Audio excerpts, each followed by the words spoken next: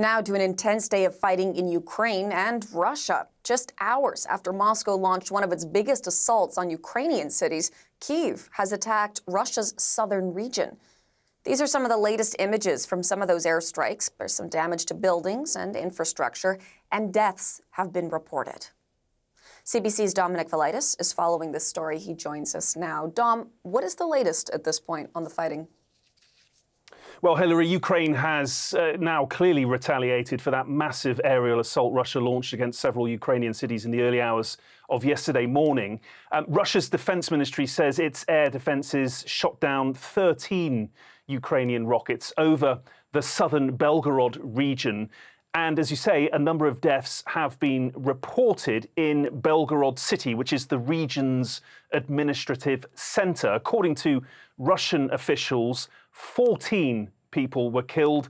Among them, we are told, 2 children. And Hillary, we have just heard from Moscow.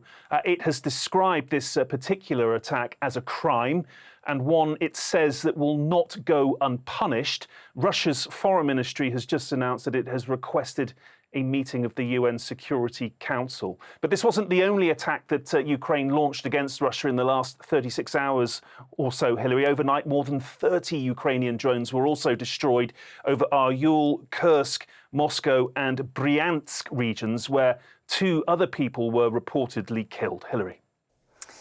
Dom, Britain is bolstering its weapons support for Kyiv after this latest wave of Russian attacks. What can you tell us about that?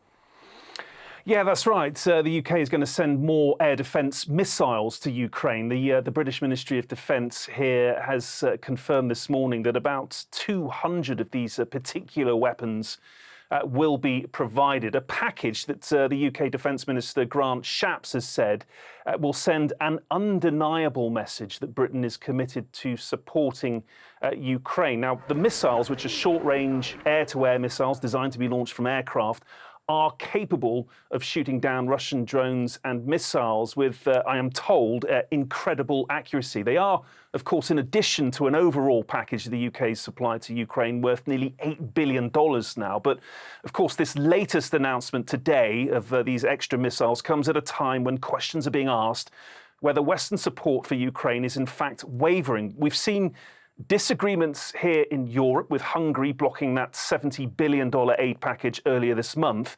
And then, although the most recent tranche of US support was approved earlier this week, there is still some considerable tension within Congress regarding further funding for Kyiv. Hillary. OK, Dom, thank you for this. The CBC's Dominic Velitis for us in London. We're going to stay on this now. So for more on Russia's war in Ukraine, we've reached Andrew Rasulis. He's a fellow with the Canadian Global Affairs Institute and a retired Department of National Defence official. Andrew, welcome. Thank you for joining us. Good morning, Hillary. Let's start with just your reaction to what we were just hearing there from Dominic a moment ago about this wave of attacks on Ukraine, and now it would seem this retaliation as well, the fact that Ukraine has now reached inside Russia with an attack as well. Yes, well, the battlefield itself has been strategically stalemated for 12 months. No one has really been able to move the lines very much. The fighting is very tactical. Now, and it's a war of attrition. So, but in this war of attrition, besides the actual attritional effects that occur on the battlefield, both sides are also using longer range missiles and drones to impact on infrastructure, whether it's military, civilian. It's basically to wear down the military capability of your opponent. So the Russians are doing that to Ukrainians are doing that to the Russians, and to lower morale. So there's a morale element and an infrastructure that is war-making potential. That's where the battlefield is now escalating. It's because the battlefield on the front continues, but it's not going anywhere. So now they're hitting behind the lines more. I mean, they've been doing this all the way through the war, but they're actually doing it now more than before. The Russian attack 2 days ago was the largest since the war has started, in fact. So are either one of these sides then, as you say, both of them are trying to break through, are either one of them having any success with this when it comes to trying to break this stalemate that you're talking about? There is, in my assessment, a real equilibrium between Ukraine and Russia as we end 2023. 2023 was a war of full equilibrium. And as we move into 2024, the outlook in the early days, and we don't know the unknowns, remains the same. More attrition, more grinding warfare.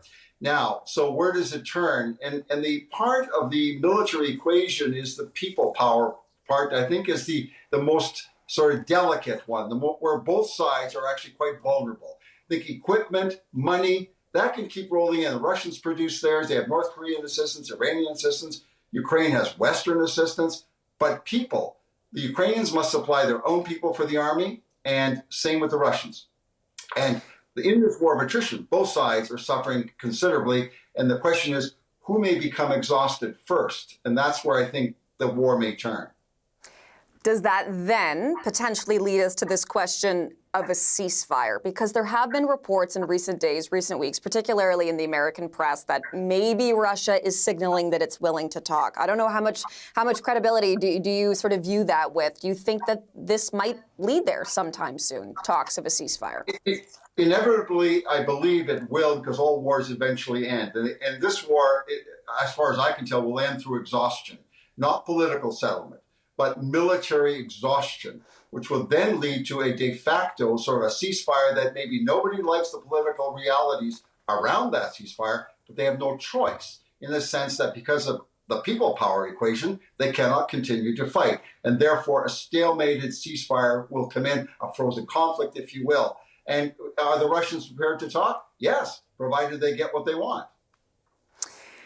Or do you think Russia will try and wait out the West? Because certainly we have seen signs that maybe some of that Western support isn't, at least from the public's point of view, sort of what it was nearly 2 years ago now when all of this started. We've seen some of these aid packages held up in the U.S. Congress, for example. Do you think that that is also going to sort of play into how this goes in 2024, that maybe Russia will try and wait out the West? It's part of the equation. But at the same time, the Russians cannot wait indefinitely, in my opinion. 2025, things can turn again in another way, because Western armaments production is increasing. But it's expected that the real effect of Western armaments increases will come into play in 2025. So there's a bit of a window for the Russians to try to wear down the Ukrainians to the point where Ukrainians cannot fight until 2025, and the Russians have enough people power and firepower to drive them into that position in 2024. So I think there are real limits here on both sides, and it's very delicate. But I think, again, I emphasize, I think Western support, I think, will eventually come through to some degree. I think the American Congress will come to some form of compromise. And that's not where it turns. I think it'll turn, as I say, more on the people power and the exhaustion rates. What about possible air power here, thinking about whether or not Ukraine may have F-16s, for example, in the future? They will get them. It's expected to arrive at some point in 2024. They will arrive in small batches.